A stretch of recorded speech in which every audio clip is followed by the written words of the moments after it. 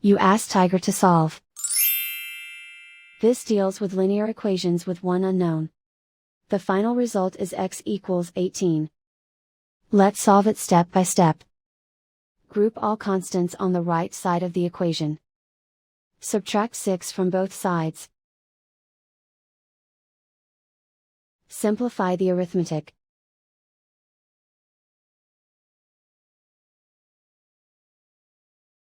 Isolate the x. Multiply both sides by inverse fraction 3/1. Group like terms. Multiply the coefficients. Simplify the fraction. Simplify the arithmetic. And so the final result is x equals 18.